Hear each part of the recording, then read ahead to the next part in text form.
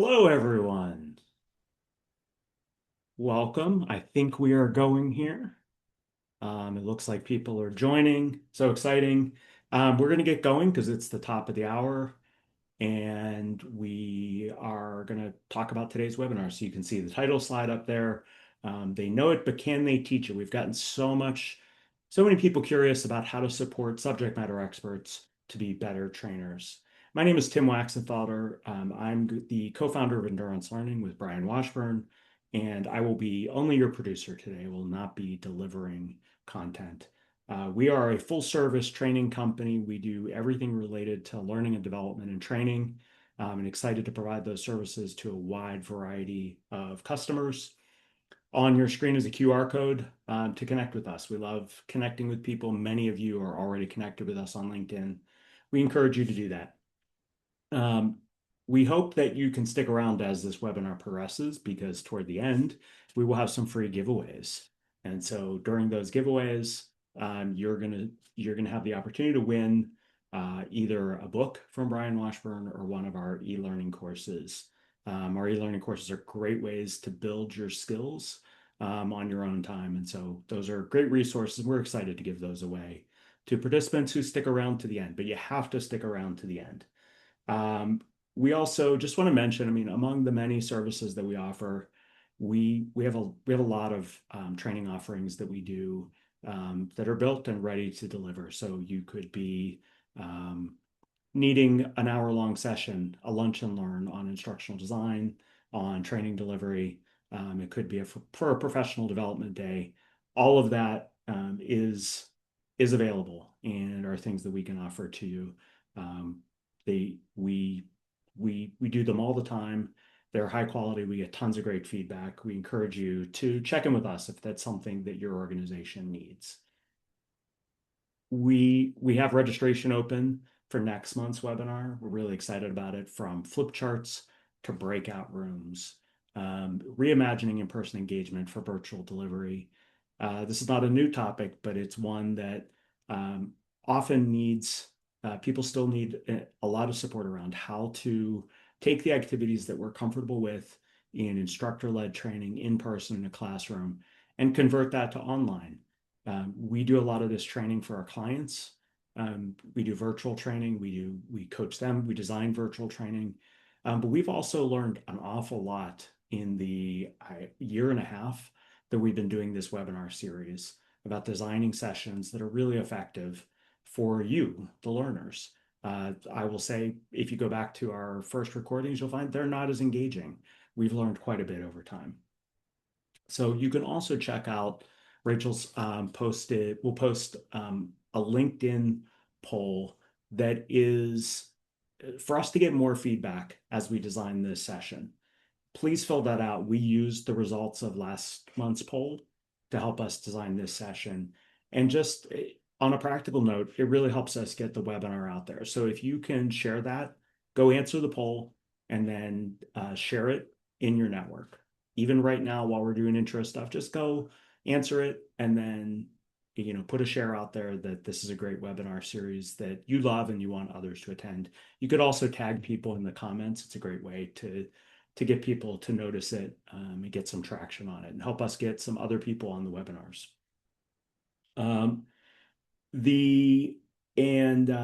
Yeah, that's it for next month. The other important part about next month's, before I introduce Brian, sorry, Brian, who's running the slides, is that it's in the works. We've been asked many times to deliver a version of our very popular activities cookbook for virtual training.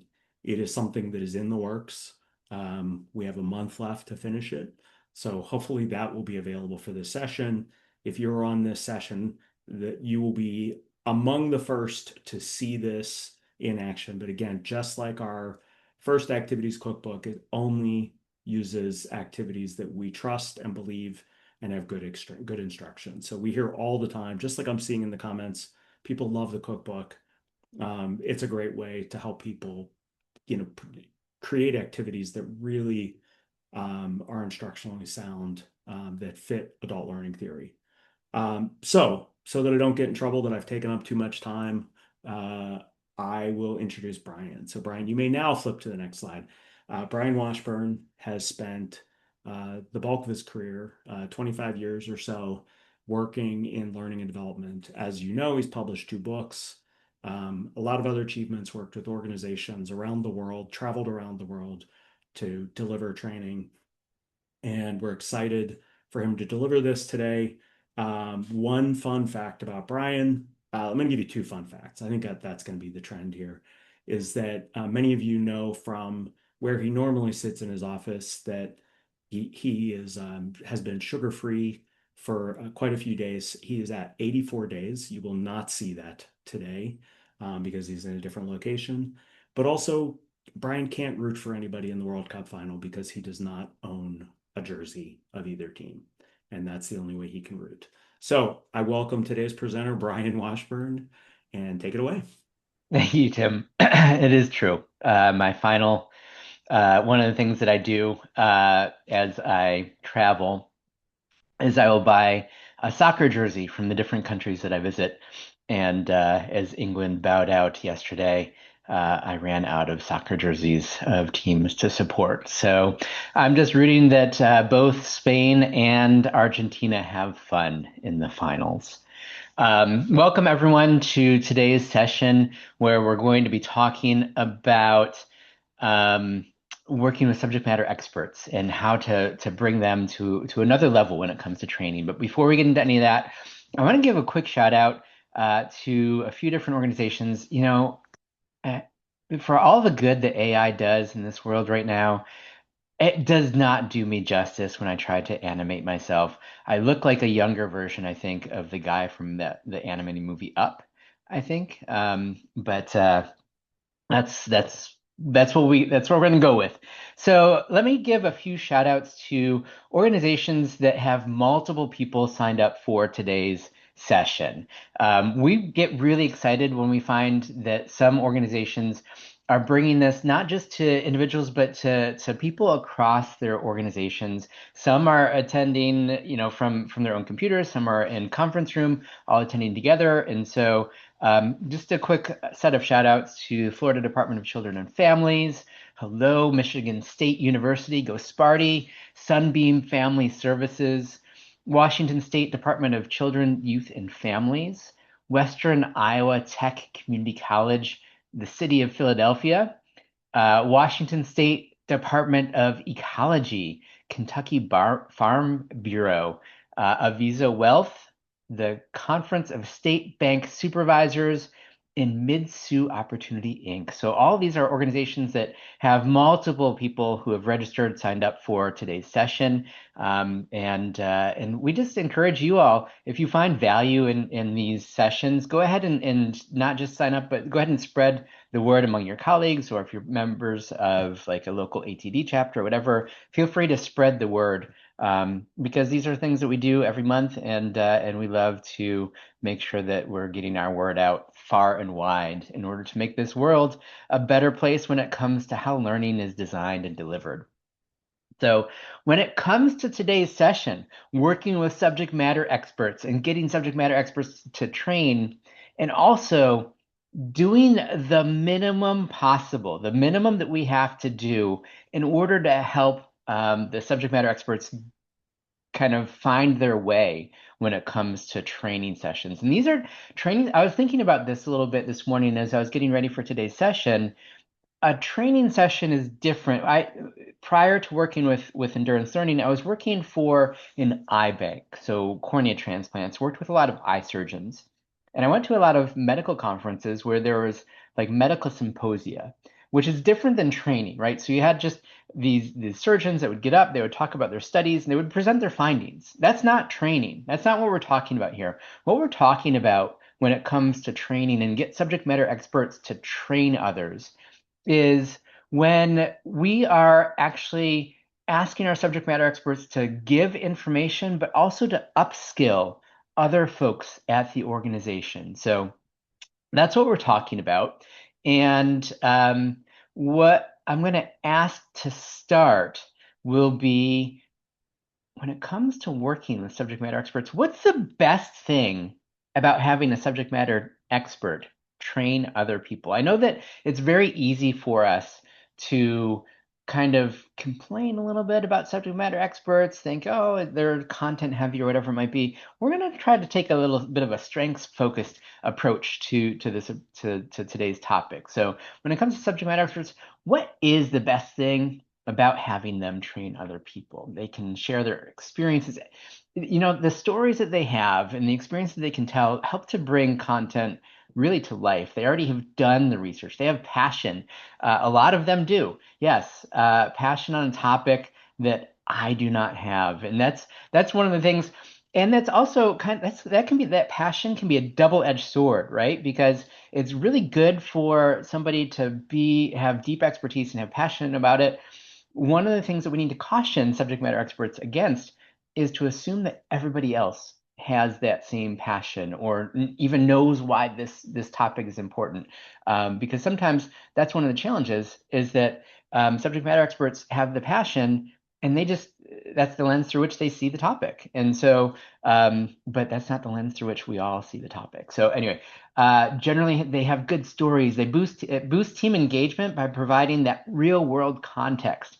Another thing is, so I don't have to be an expert in everything. Yeah, all of these thoughts. Yes, yes to all of these thoughts.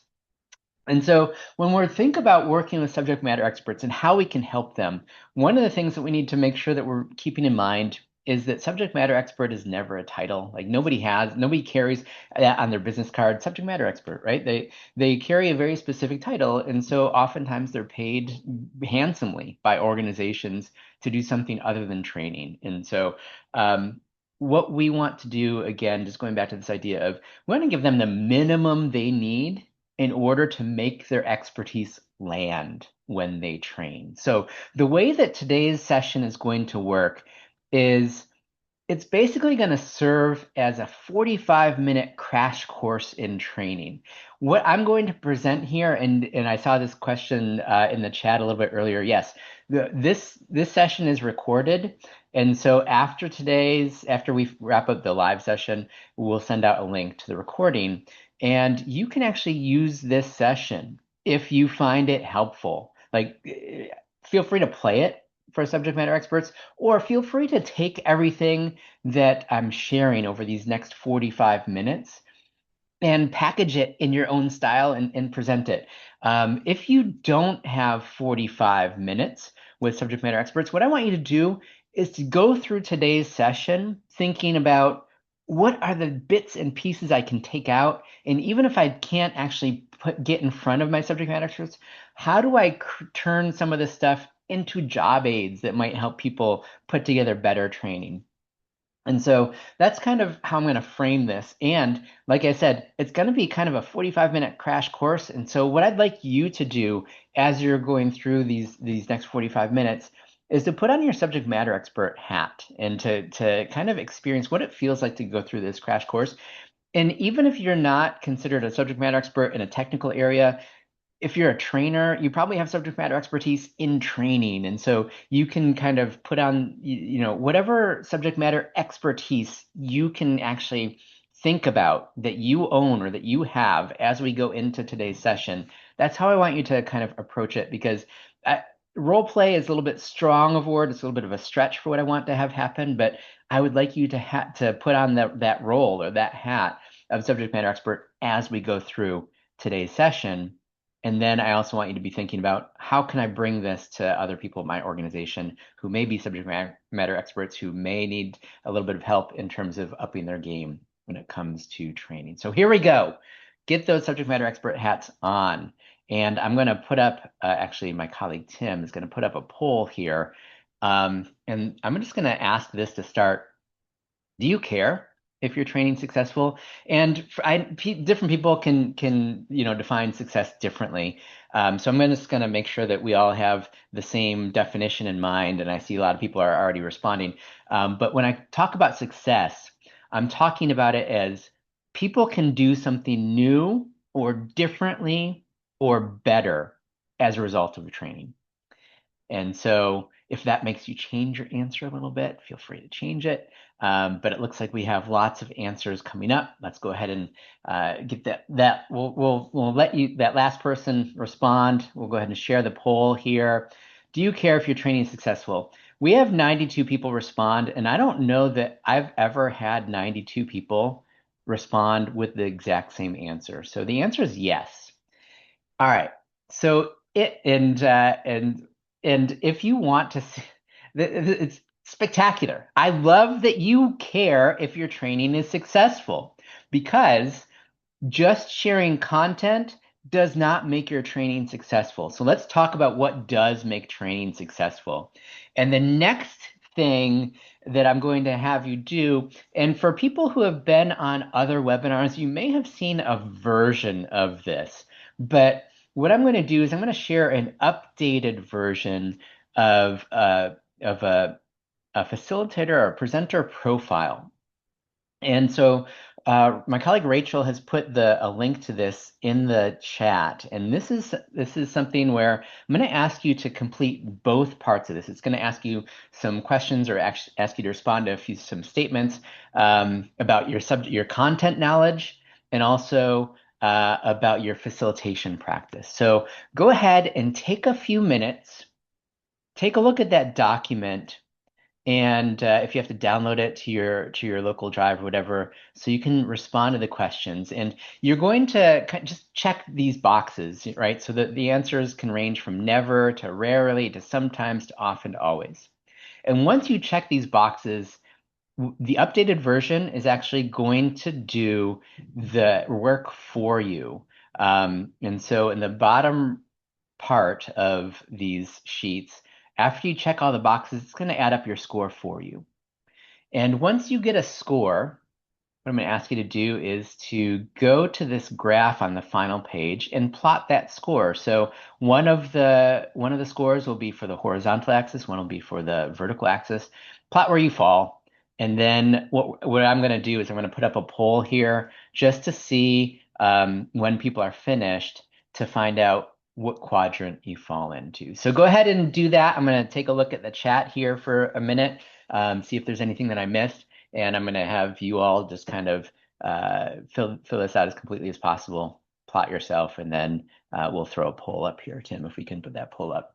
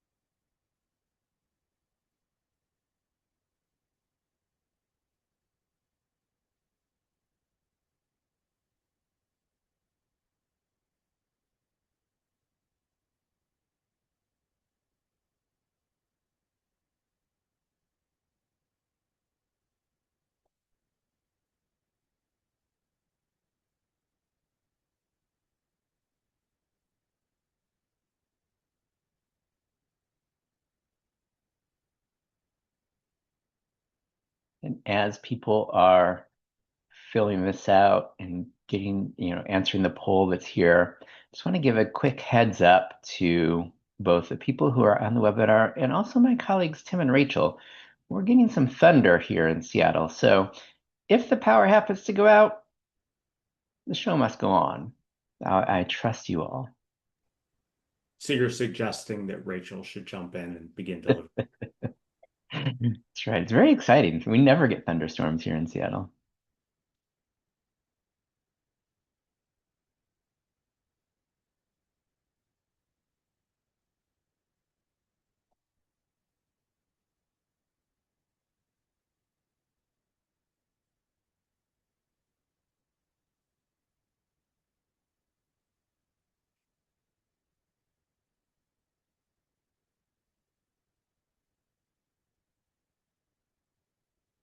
Calvonia says, I'm not sure how to know which quadrant I fell into. Once you complete the two sets of statements, you're going to see answers at the bottom or a total score at the bottom. So if it's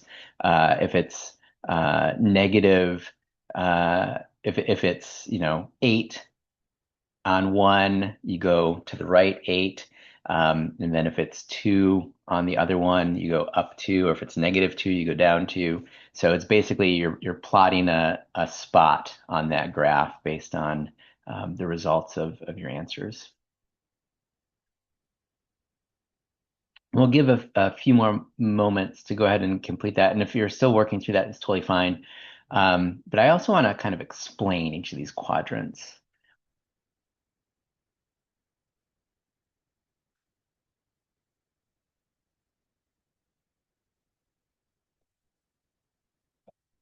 And I just have to give a long sigh to people who responded incorrectly on the poll because now all of our data is skewed. But go ahead and continue to complete those forms. Go ahead and continue to respond to the poll here.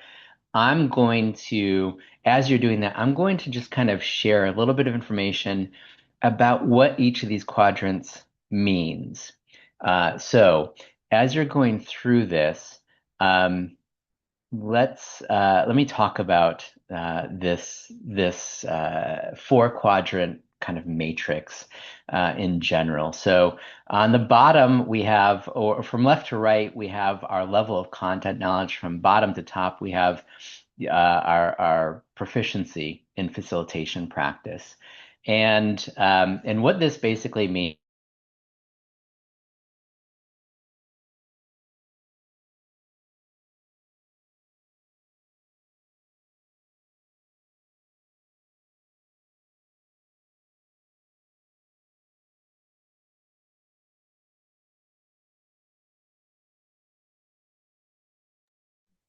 Well, I think we have found the storm in Seattle. Um, Give me a second and we will continue on here.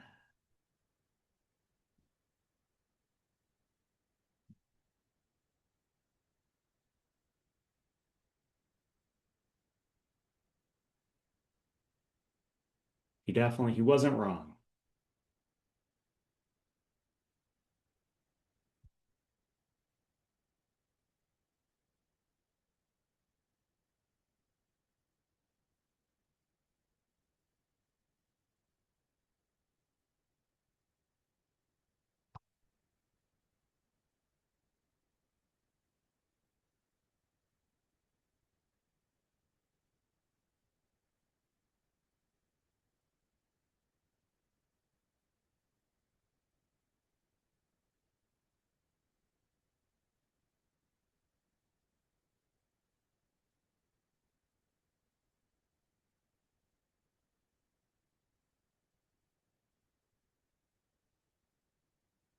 Okay, hopefully we are still going here. I'm going to end the poll. It looks like we had about 84 people respond.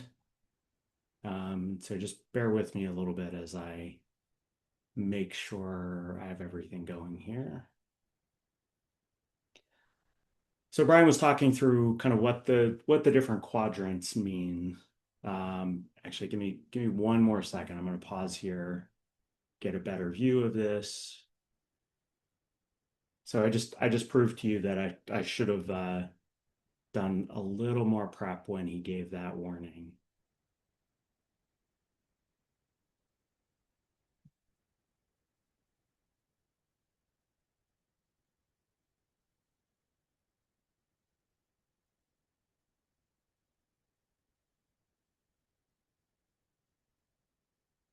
Because I am not able to see the presenter view.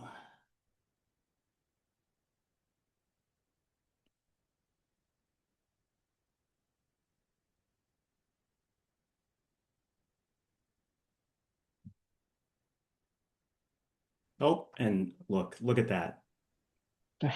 So exciting. So Brian, we didn't make any progress. I made zero progress. So you are back on where you left off, but I will be ready to jump in the next time. Thank you so much. And I apologize. Like I said, we never get thunderstorms in Seattle, so this is very exciting and super obnoxious at the same time. So here we go. Let's talk about these quadrants a little bit. Thank you for sticking with me. I'm trying to set up my screens here so that I can see the participants in the chat just in case things are coming up. I see that we have a lot of people who are in quadrant C, some people in B and D, and a few in A as well. And so I'm sorry, I'm just setting my screens real quick as I come back online here. Let's take a look at each of these quadrants. Are you able to see my screen? Let me see a thumbs up if you're able to see my screen here. All right, I see hands up often. Thank you. So let's take a look at lots of thumbs up. Thank you so much. So let's take a look at what each of these quadrants mean one by one. So lower left-hand corner, quadrant A, low level of knowledge, low level content knowledge, and low proficiency in facilitation practice. Sorry, just continuing to set up my screens here. Okay, here we go. And this is basically, if I had to give this person a title, I would say that this person is kind of a messenger, right? So they may not have deep subject matter expertise. They may not necessarily have lots of skills when it comes to how to facilitate conversations. They've been asked to deliver a message, and so they're going to deliver that message. So it could be somebody doing a new employee orientation where they may not know a ton about each of the different departments. But they know enough to share some general information. If they get questions, they might say, that's a better question for such and such in this department. And they might just be going through that information as opposed to trying to facilitate and check for knowledge, things like that. So that's quadrant A, kind of the messenger. This could also be it could be any of us if we're asked to fill in at the last minute for a topic because somebody's stuck in traffic or they're sick or whatever it might be, and it's a topic we totally don't know much about, we're a little bit flustered. We might not necessarily remember all of our facilitation strategies, but a warm body is better than no body sometimes. That's quadrant A. Well, I don't know, Brian. Did we prove? Did that work? We had a thunderstorm and the warm body did not in this the warm body in this case was not prepared to step in. Yes, so there may be something that is even prior to quadrant A, but we'll kind of use A as the messenger. When we take a look and we move kind of from left to right on this continuum, B is really, that's the classic subject matter expert, right? Maybe we'd call this person a scholar, maybe it's a traditional professor. But this is basically the person who knows a lot. This is a passionate person, right? They know a lot about a topic, but they may know so much and get so excited about it that anything else kind of melts away. So the idea that we need to engage people, the idea that people would somehow not be engaged as we talk to them, that doesn't always kind of come to mind as the first thing we think about. So in quadrant B, what we're going to find is a lot of the subject matter expertise lies there. Now, when we move from bottom to top and we go from B to C, these are folks that know a lot about the content and they know how to use their voice, modulate their voice. They know how to use proximity control when if you're doing something that's in person. They'll use body language very intentionally. These are folks that can facilitate conversations. They check for understanding. They don't just give information, they check for understanding. They want to make sure that everyone's kind of following along. If they don't, they know how to kind of balance the task of giving information with the process of learning. And then, so that's kind of, if I had to give that like a one-word title, maybe the navigator, right? So they're helping to kind of navigate both the path to proficiency and they can help the learners kind of figure out how to proceed along that path. And then the final quadrant, if we go over to the left-hand side, is quadrant D. These are folks that oftentimes, these are oftentimes the folks that they may not know a lot about the topic, but they feel very confident and so they can give information, they can facilitate conversations. They may even make it more about the learner than themselves, right? So they're always thinking, or when a question comes up, they might throw the question right back out to the group. What do you think about that question?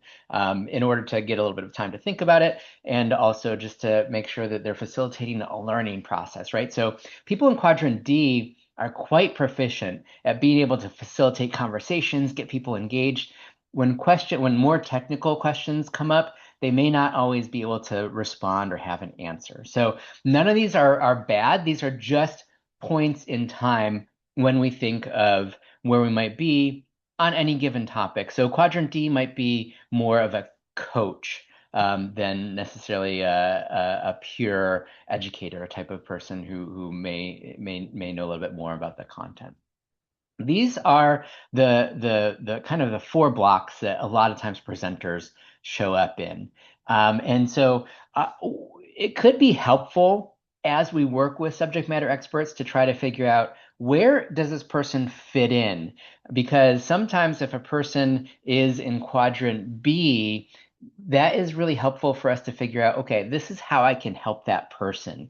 If somebody who's asked to train, who is really proficient and they're kind of in quadrant D, then we can figure out how we can help them kind of be more effective in front of a group and educating people. Maybe we have to pair them up with a co-facilitator or something like that may know a little bit more about the topic. So this is kind of the value of using this little assessment as well as to try to figure out where does somebody land on these quadrants. And when it comes to developing expertise itself, one question I have for you as you think of something that you are really expert in is, and can you go ahead and use this in the chat, how did you develop your expertise? I'd love to know this because I think that we all have expertise in something. How did you develop your expertise? Direct experience, experience in lots of research, acquired over many years. I noticed that Tracy said acquired over many capital letters, years. She did not say, I developed my expertise in a 60-minute session. Doing it at work, right? Experience, lots of experience and training, continuous learning. This is really important for us to keep in mind. If we are subject matter experts who have been asked to train other people and we've been given an hour to train them, or 2 hours, or a half day, or a full day, or a week, we have to keep in mind that nobody's going to walk away with the same level of expertise that we have. And if we don't do it right, nobody's going to walk away with any new expertise. So let's kind of take a step back and think about how do people learn? So what are the stages of learning something new?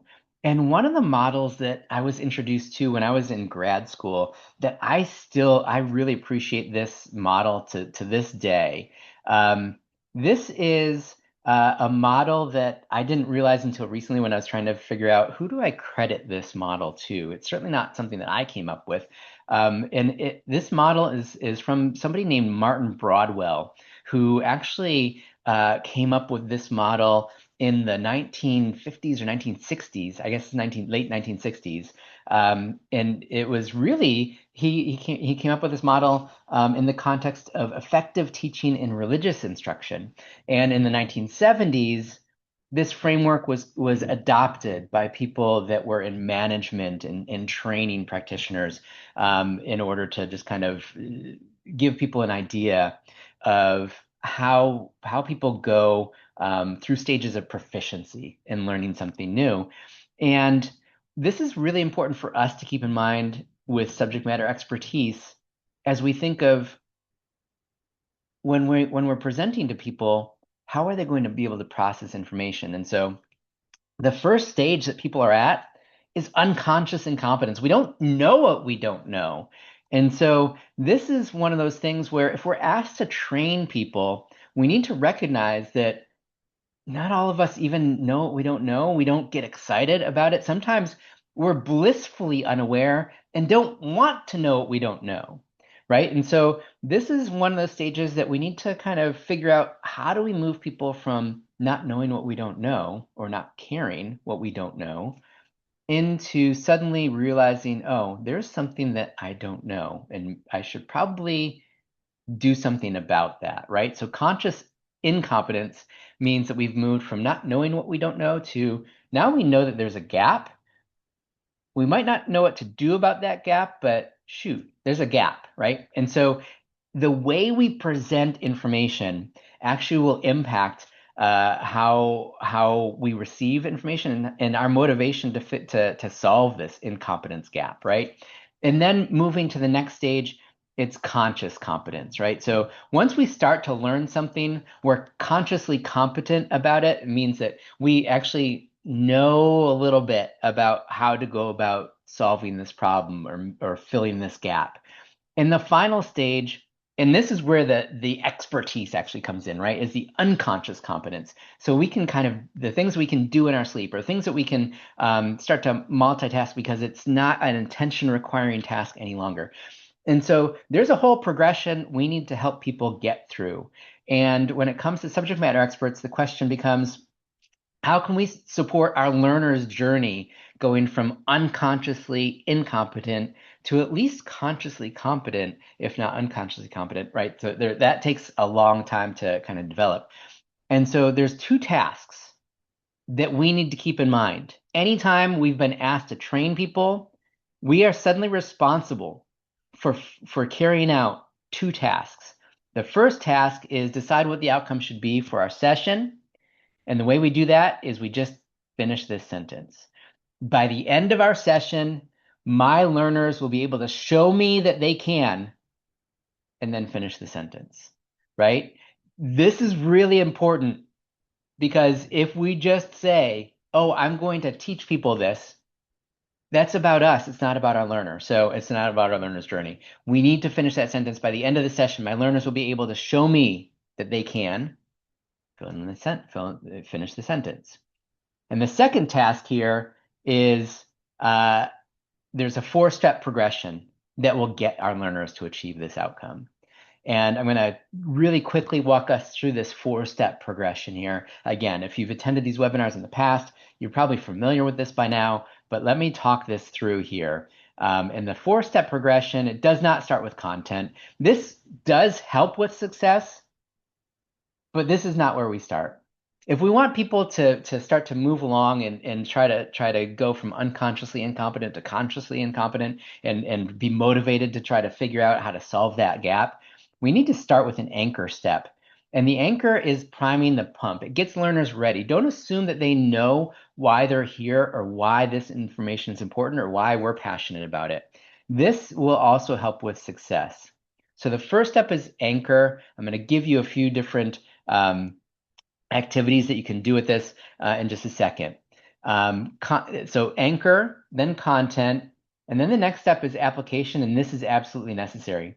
If we skip this step, if we shortchange this step, we cannot find success in training other people. I'm going to talk a little bit more about what that means in just a second. And finally, future use. This is also really important, keeping in mind that people are not going to walk away having memorized everything that we talked about, all the wisdom that we've bestowed upon them. So how do we actually help people use this in the future? So let's talk about these one at a time. So anchor, the simplest way to do this is open with a question. How many of you have ever, what is your definition of success? How many of you want to be successful, right? Just ask a question that can help people connect into the topic we're about to talk about. Or let's tell a story. Let's make it real. Let's figure out why this is actually important. Let's paint a picture of what this can look like if we actually ourselves see our lack of knowledge in this topic as a problem and start to address that. Or maybe we can throw a question out and ask people, turn to the person next to you and share your thoughts on this. And then I want to kind of hear what you already know about this. Or paint a picture again. Imagine the possibilities if we could all do this. And over the next hour, what I'm going to do is I'm going to share with you how we can all do this. So that those possibilities we're imagining, They're not just imagination, they will be real, right? So these are 4 simple things. We don't have to do all 4. Pick one. Just do one. Doesn't have to be complex. It's not a gimmick. What we want to do is we want to get people's attention. The next thing is content. This is what I think all of us subject matter experts are really good at. A lot of times this is lecture, sometimes it's to do a demonstration. There's lots of other ways to do it, but if we have to start with one, let's pick one of these. And then we go into this. And the reason I say, and the reason I get really passionate about this step, application, I was just doing a virtual train the trainer session earlier this week. And we had set people up, we had given people, the subject matter experts, all of this information about all sorts of activities they could try. They made an attempt at the anchor activity. Lots of them asked, why is this important to start? Great. They got people engaged, they set the tone, they did some lecture, and then almost nobody did this step. And at the end, when I started giving people feedback on their teach back, I said, well, how do you know that they got it? The responses weren't much more than, well, I could tell that they were following along. They were making eye contact. Their heads were nodding. That does not tell me anything other than they have some sort of thought going through their head. Maybe that's a really good point, or maybe it's, I wonder what I'm going to have for dinner tonight. Application. This is the only time that when we have our learners in front of us, where we can tell if they get it or not. So instead of finishing your content by saying, anybody have any questions about this? No? All right, let's move on. They must get it. That's not it. What we need to do is ask our learners questions. And it can be simply as you see in this picture here, people are holding up different color note cards. Why are they holding up different color note cards? Because what I want them to do is, if they think the answer to the question about content that I just shared with them is A, please hold up a blue note card. If you think it is B, hold up a yellow note card. If you think it is C, hold up a pink note card. Very simple. But this way I can see if they're getting it. And here in this image, lots of people have yellow, a few people don't have yellow, so I need to stop. I need to go back and figure out what's happening. We can poll people. It's so simple. We can give people a question to turn to the person next to you or at your tables. Now I want you to discuss this. What questions actually do you have? And I want every single table to come up with a question. These are simple strategies, but this helps me figure out, are they getting it? Are they going to be able to use it in the real world before we leave our time here together? Giving people a case study. I've just shared some information. Now here's a case study.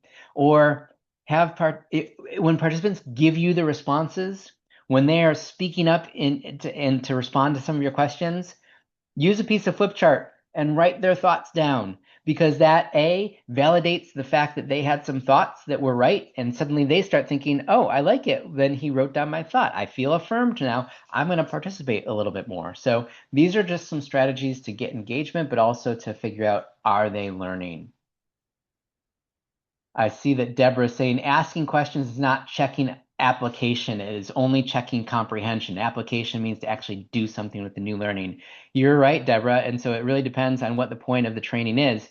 So if we are going to ask questions, that tells us that, okay, they, in theory, know the answer. But until we give people an opportunity to work through a real life scenario, we don't know if they can actually get it or not. So I'm not saying that one of these is mutually exclusive. What I am saying that there's a lot of different strategies that depends on what kind of how much time do we have to check for understanding, and what do we want people to get out of the session. So and then finally, future use.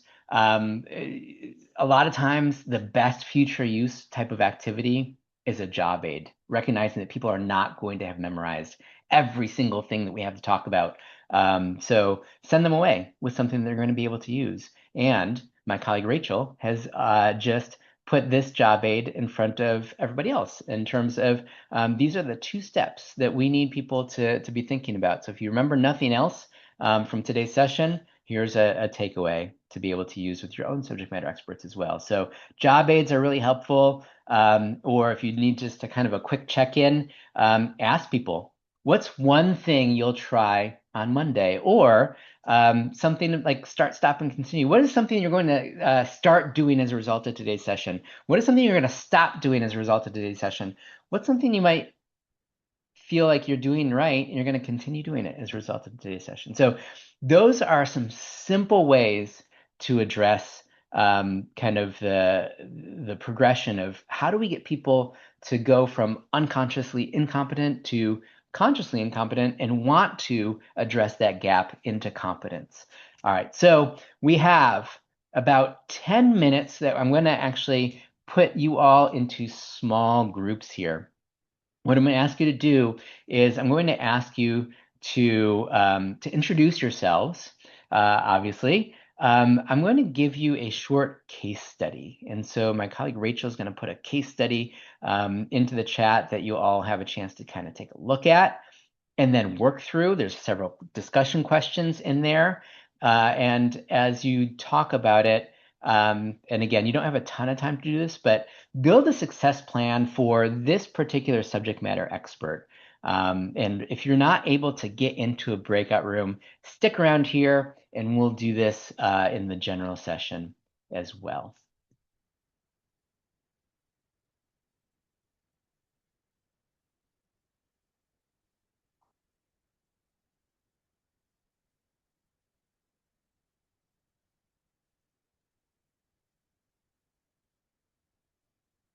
All right, looks like folks are getting into their breakout rooms. We'll let people go ahead and do that. For the folks that aren't able to get in breakout rooms, don't panic.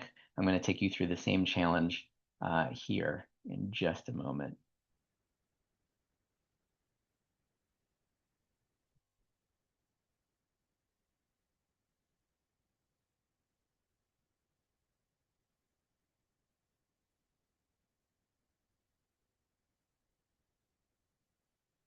Let me pull up the case study that we'll be taking a look at here.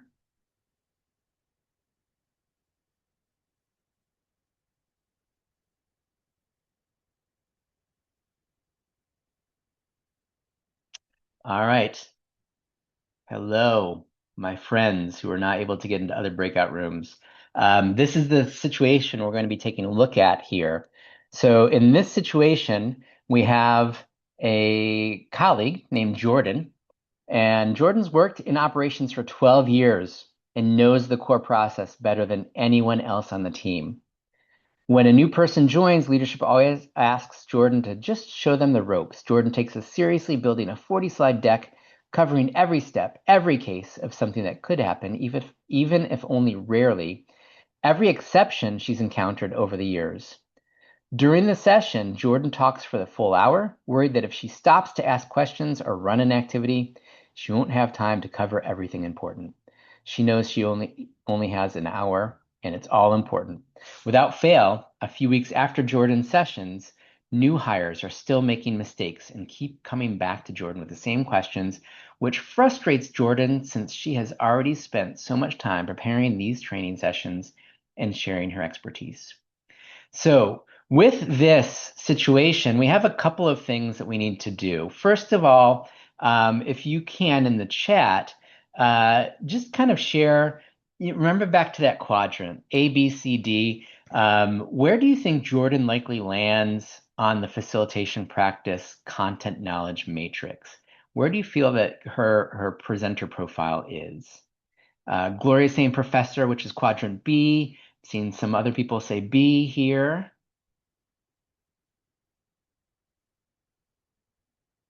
And I guess my next question, I think the consensus seems to be B. My next question is, why do you think quadrant B is where Jordyn falls? What about this case makes you think, oh, Jordyn's probably in that kind of professor mode?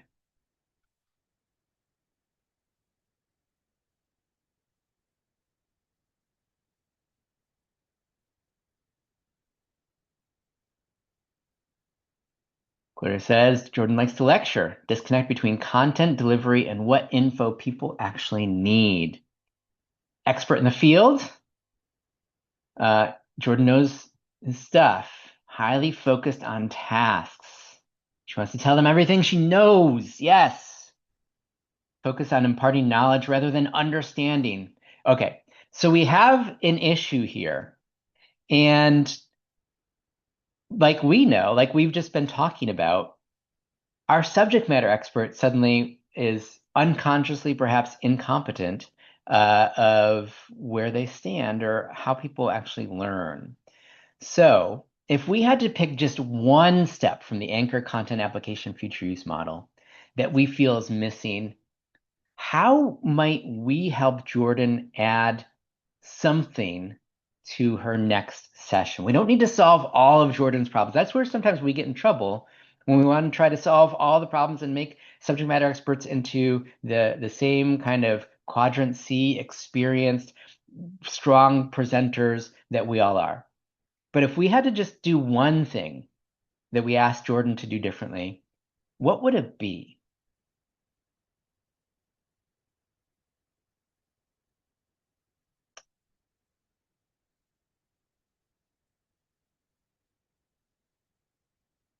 Start by asking them where they are, the practice application.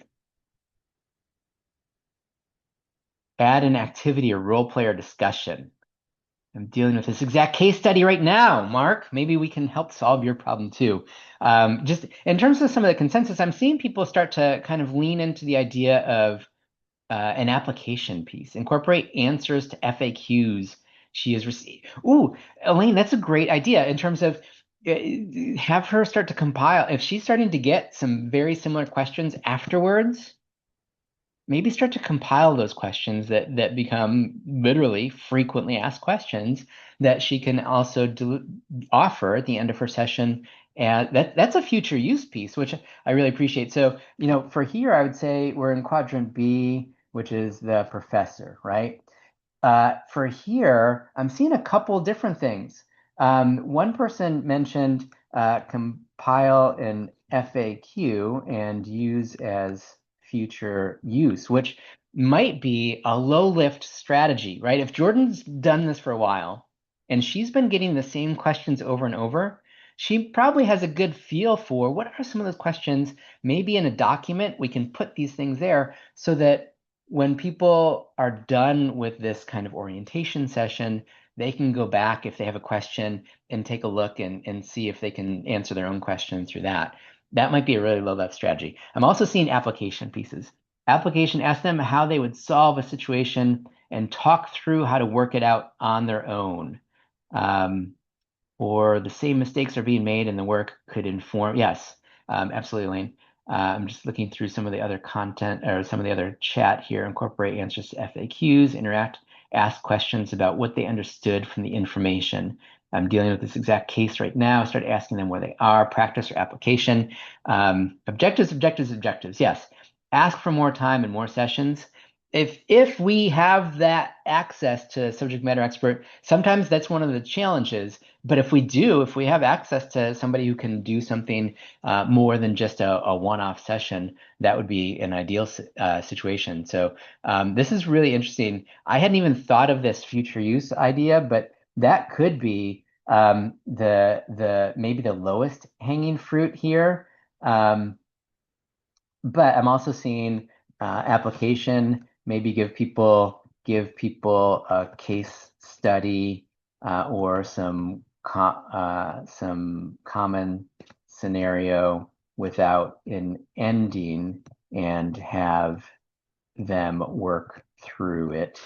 Any other thoughts that you're seeing or any other thoughts that people have? We have about, Tim, just a heads up, and maybe we can transmit a message to everybody saying about 2 more minutes before we come back together. Anything else that people are thinking about here in the chat?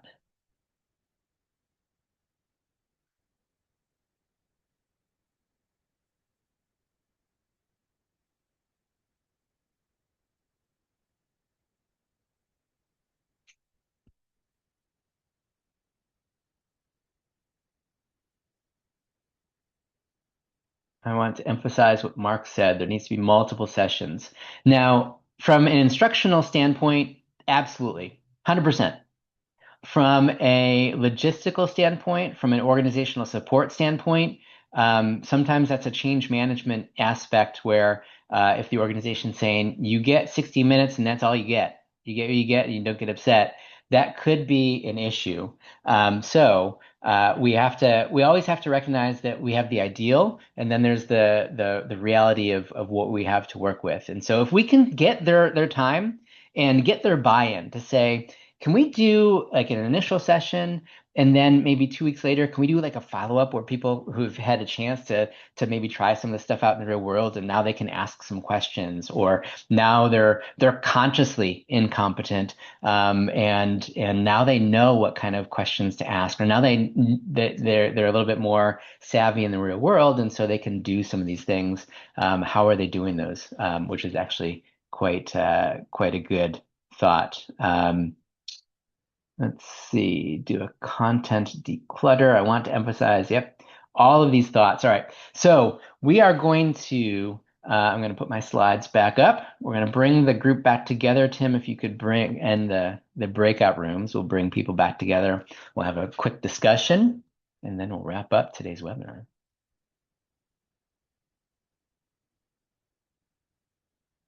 And it looks like, have you ended the breakout room, Tim? It looks like people are back. Yes. Okay, perfect. Welcome back, everyone. I know that we are running towards the end of our time, but I'm curious. We have one easy poll and then one poll that could be more open to debate here. Let's ask this first poll. From your groups, in what quadrant did you place Jordyn?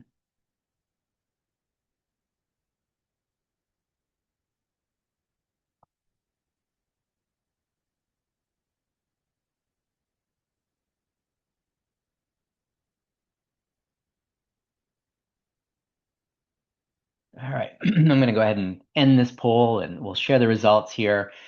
So when it comes to what quadrant, and the vast majority of people put Jordyn in quadrant B, although not everybody, right? We have some people said quadrant C, some people said quadrant D. I'd be curious to hear a little bit more about some of those discussions, and some people said quadrant A. Maybe Jordyn's, but although I think the case said that Jordyn's been very experienced and has been asked because they have all this experience.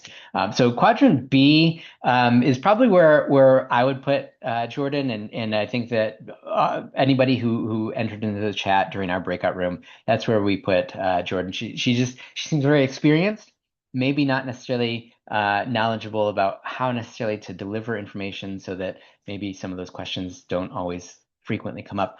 I'm curious on the next one, however. So if we can ask this next poll, which of these steps might be the hardest for Jordyn to add into her training? Is it anchor, content application, future use? I'd be surprised if anybody puts content, because it seems like Jordyn is a wealth of knowledge when it comes to content. I'm seeing anchor, I'm seeing application. One person put future use. Several people are putting future use now. And this is also an interesting one, because as we think about, and I want to go back to a comment that was made earlier in terms of asking questions isn't application, it's knowledge check. And you're absolutely right. However, what we want to do is we want to make sure that we are not falling into the same subject matter expert trap that our subject matter experts fall into. And so when we think about checking for understanding, that's the first step. Before we can actually have people apply their skills, we need to check to make sure that they understood what it is that we talked about, right? So being able to ask questions, or finding other low lift ways for people to actually apply some of these things. And so this question here, which of these might be hardest for a subject matter expert to add into the training, is a really important question for us to be able to ask. In my experience, I've found that when subject matter experts know about the anchor step, then they can pretty easily weave that in. Probably a fairly close second to that is when they know about the future use step and job aids, they can kind of weave that in as well. It's the application piece that oftentimes people struggle with, just because that really requires a different level of design and facilitation. So asking people questions is one thing. Putting a case study in there is really important. That's something that our group talked about. Why not share some information, then put a case study out there, or go through several scenarios and ask people how they would respond in those scenarios. One person did mention, based on the information that we had in the case study, they mentioned uh, it would be really helpful if Jordyn kind of took all those questions that people always come to Jordyn with afterwards, and she put together a frequently asked questions document that could serve as a future use element to this as well. So that could also be really helpful. I see that there's some chat here as well, and I hope that there's some other thoughts that are being shared in there as well. I know that we have come to the end of our time here together, and so I'm going to give us a thank you here. For those who have a little extra time, please do stick around like we always do at the end of these webinars. We're happy to answer questions and keep the conversation going. If you have burning questions, if you have something in the chat that you asked that I haven't gotten to, please stick around. That said, what I would love for you to think about before you leave here is before your next conversation with a subject matter expert, what's one technique that you might take away from today's session and bring it to them? It could be the job aid that we put in there. It could be some of the conversation that you're having with some of the other folks in your breakout room or in the chat here. But I would really challenge people to think of one thing that you can take and bring it right into the subject matter experts that you're working with. And if you're realizing that you have more than one Jordyn on your team, let's book a call. Let's have a conversation and I'm happy to talk that through with you as well. A few announcements before I wrap up here. One is to keep in mind that next month we have a new webinar from flip charts to breakouts. This is one of those things when we do a train the trainer session, a lot of times people ask us to add an element of this in there. So we're going to bring this out to everybody next month, reimagining in-person engagement. How do we figure out how to bring our in-person activities that work really well into the virtual environment? And that'll be August 13th. And I We will say do, that we have 21 people registered as of right this minute from the start of this webinar. So we have a lot more people on here to register. But just remember, just like from this webinar, there will always be a recording afterwards. So even if you haven't checked your schedule yet, sign up for the next webinar so we save a spot for you. Sign up now. Let's get that number up to double that number today. yeah, be Sound awesome. like I'm doing a telethon. Yeah, and it's free. Doesn't cost people anything Great. other than an hour of their time, right? Our time is money, and so we do, we appreciate people who invest an hour of their time each month with us. If you would like to connect with us to talk a little bit more, if you have more Jordyns at your organization, let's connect. And that's a great way to do it right there by following us on LinkedIn, and you can connect, send us a message and things like that as well. We do have, as And Tim Rachel, mentioned. if you could post the address again for the poll. I think we had 5 poll responses. That's another one we would love for you, not just to connect with us, but to share those posts and get them out there. Just like Brian talked about before, like get your colleagues on the webinar, share that on LinkedIn. The more people that we have to share it with, the easier it is for us to deliver this webinar series. And as Tim mentioned at the very beginning of this, we've done these webinars for the past 18 months. An hour is kind of dipping our toes into the topics. If you found any of these topics to be really helpful and you want to bring them to your organization, please reach out to us. And we're happy to create a little bit longer of a session that we can do customized to your organization. Obviously, train the trainer is our kind of core competence as well. And so if that's something that you might be thinking about for your team at your organization, we'd love to talk to you about that. And with that, I will say thank you as we wrap up today's session.